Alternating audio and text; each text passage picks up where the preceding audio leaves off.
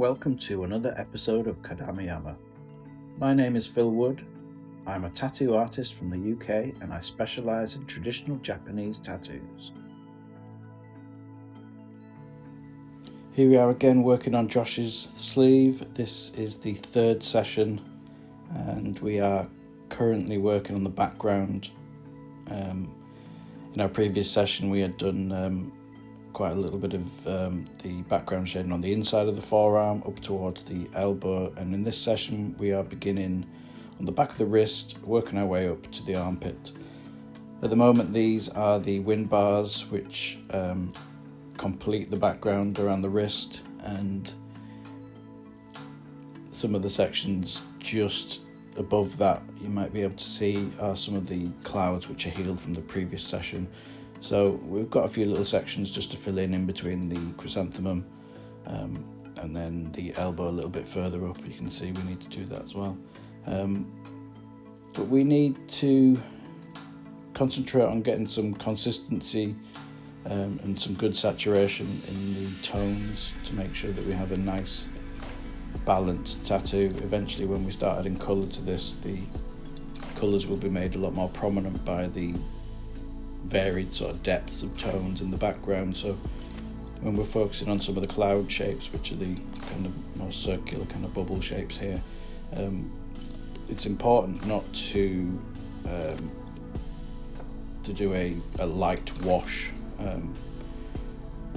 My belief in creating the sort of iconic Japanese look is one of solid shading. So there's no feathering out, there's almost a hard line and a hard shape, mimicking sort of the effects done with Tebori tattooing. And I find that kind of structure adds to a sort of sense of authenticity with the tattoo. So I would often start with a lighter shading, which is indicated by the lighter brown, lighter red tone in the skin, and then gradually working towards a darker tone, not always black, but from light greys to a mid-tone grey, and then potentially to a black in and around some of the foreground features such as the flowers or the tiger in this case. All of that is continued throughout the entire sleeve. Some of these areas can be really, really difficult, and like I said, the importance on the saturation and intensity of the tone isn't ignored, even on an elbow. So you might be able to notice that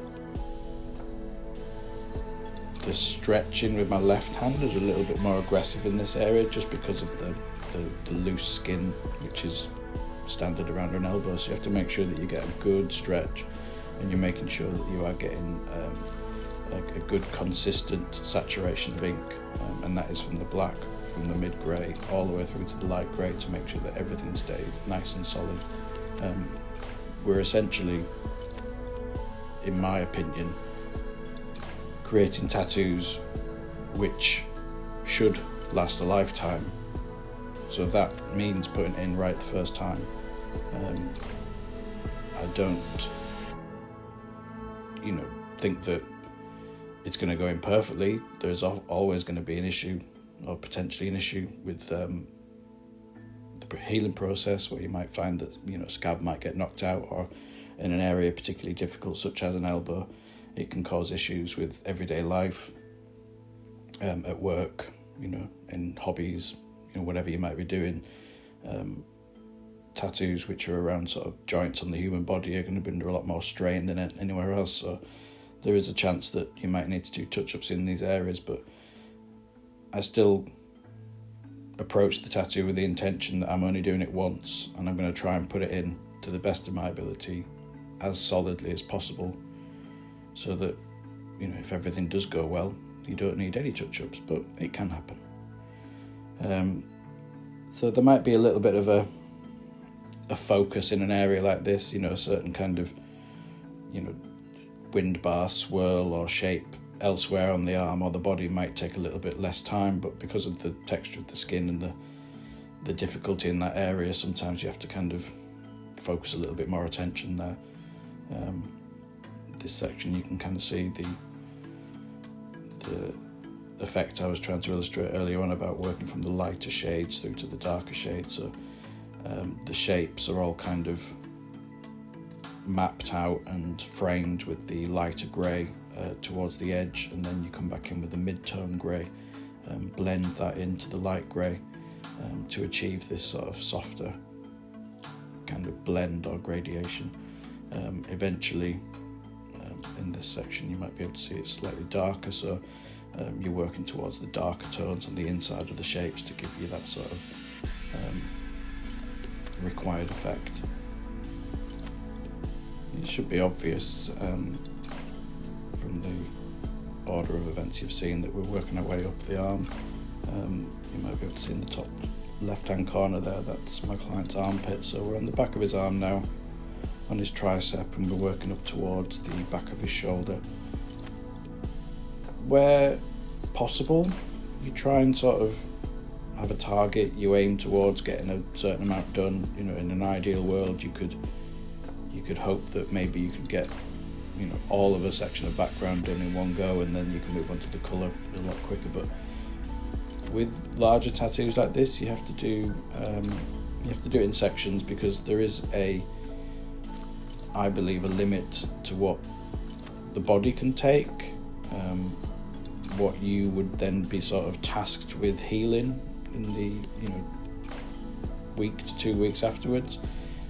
It becomes potentially counterproductive to do too much work, because then you're putting your client into a more compromised position of having to heal larger areas of a tattoo. And let's face it, I mean, an arm isn't an unnecessary part of your body. You will be using your arm in everyday life, and you'll be potentially sleeping on it. You'll be it'll be draped in clothes and bed sheets, and there's going to be lots of complications. So to make it easier, I think it's important to give your customer a break, to give them that sort of opportunity to heal each area properly. If you were to kind of add it all up together, and maybe the separate sessions, and maybe it's a tiny little bit longer, but I mean you're working the same amount of time, you're just waiting a few weeks between sessions to give them that opportunity to heal it properly. In this design there's a mixture of background effects. In my opinion, background is important as a storytelling device in the tattoo.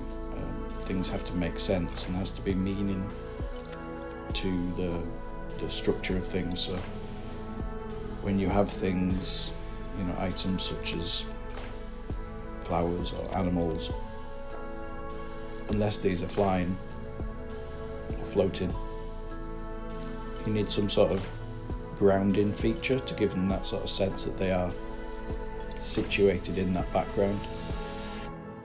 So in traditional Japanese tattoos, you'll use little details such as the section that I've just worked on below the clouds there, which is a sort of abstract rock-like feature, and those sorts of details are sort of dotted throughout the tattoo. On the previous video there would have been a section underneath the tiger's foot, which would have been sort of illustrated as being a sort of rocky outcrop. But yeah, it's important to kind of give the tattoo a meaning, to make it make sense. So introducing background elements such as rocks, when you're dealing with things like tigers and other sort of land-dwelling animals and characters, it helps for them to not feel like they're floating. We're now come towards the end of this session. We'd reached a point, I think, where it sort of made sense as we were kind of getting to the top of the shoulder, my ability to reach over the top of the arm was compromised, so that was a good point to finish. In these still pictures you can see all the work we did today and the height that we reached. As the photos progress, you should be able to see some of the work that we did in the previous session. I'll always make sure that I add these to the end of the video so you can see where we left off last time, and hopefully get a good idea of how the tattoo heals. I believe it's important to be honest about the healing process to make sure that you can be assured of the product that you're getting, so hopefully you can see here some of the effects that have been achieved with what we've done in the previous sessions. Thank you for watching. Please like and subscribe if you're interested in traditional Japanese tattoos. If you want to inquire about getting tattooed by me, my contact details are in the description on this video and on the channel homepage.